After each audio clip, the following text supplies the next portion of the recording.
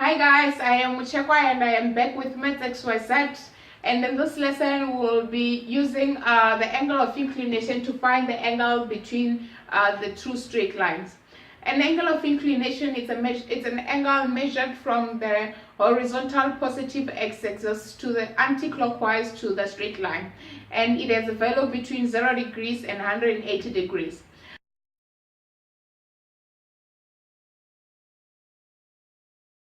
The equation to find the angle of inclination is tan theta is equals to m, of which m is the gradient of the straight line. Alright, tan theta is equals to m, of which m is the gradient of the straight line.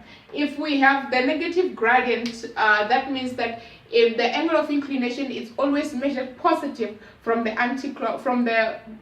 x-axis anti-clockwise. If we have a negative gradient, all the time we get a negative angle of inclination, which is incorrect. Then to find the because it's measured that angle is measured clockwise, but to find the anti-clockwise angle we have to add 180 to the answer to the final answer that we would have got using the negative gradient, so that we can find the anti-clockwise gradient. The anti-clockwise angle of inclination, I mean to say. Alright, but then if we have the positive gradient, the answer that you find, that will be the true angle of inclination. Alright, let's look at the question, of which we are given two straight lines, which is g at x is equals to 2x minus 4 and f at x, which is negative 3x plus 6. With this two straight line, we know that the standard equation of a straight line is y is equals to mx plus c. That means that we already have our m for both the straight lines, which is the gradient. For this one, the gradient is 2, and for this one, the gradient is negative 3. Alright, then the question that we have at hand is to find the angle beta, which is the angle between the straight line f at x and straight line g at x. Alright, then to find the angle of beta here, we have to use the angle of inclination to find the angle between the two straight lines. Alright, the angle of inclination of our straight line g at x is measured opposite anti-clockwise from the positive x-axis, which is this one.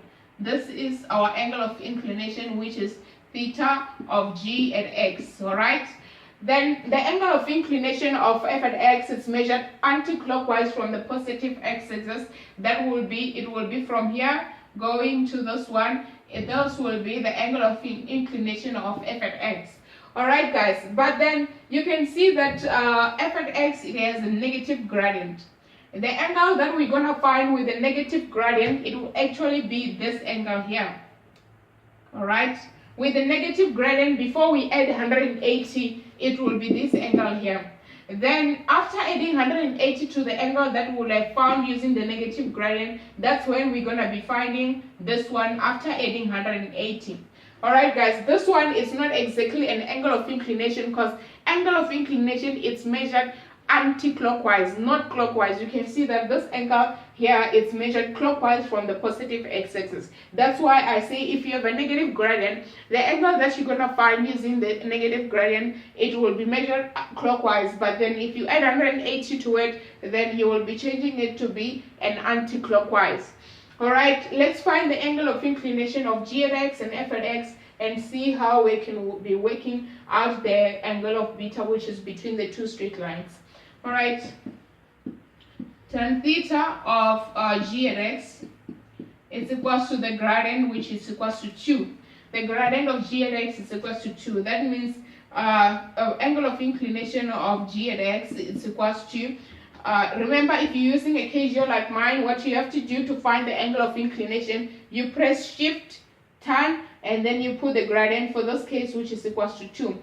Shift, tan, and 2. And then that will give you 63,43. That will be 63,43. And the angle of inclination for g at x is equals to 63,43, I mean to say, degrees. Alright, and then let's find the angle of inclination of f at x. The angle of inclination of f at x, which is tan theta of f at x, is equals to negative 3. And then from here, what we need to do is to find theta of f at x Using a calculator, remember, if you're having a Casio like mine, you press shift, turn, and then -3. That will give -71,56. Oh, it's 57, guys, sorry. 57. Alright, this is the angle here, which is -71,57. The negative is just showing that it's an angle measured clockwise. That's why it's negative. Okay, I don't have to write negative because already in this diagram, in this diagram, it already shows that this angle is measured clockwise, which means that it's already a negative angle, guys. Alright, then to find the angle of inclination of f at x, we have to add 180 to this one to make it an anti-clockwise angle of inclination from the positive x-axis. That means plus 180 there, it will give 108,43. Alright, this angle of inclination here, from here up to there, it's actually 108,43. This is the true angle of inclination of straight line f at x. Alright guys, now that we have all the angle of inclination, what we need to do now is to find the value of beta, of which the value of beta is the angle between the two straight lines, which is a straight line f at x and also straight line g at x. Then the angle of beta here, if you can see correctly, if you can see clearly as I am, it's a sum of this angle here, which is the angle of inclination of g at x, is the sum of this two angle, which is the angle of inclination of g at x, which is this one, and also the clockwise angle of inclination. I'll write that plus clockwise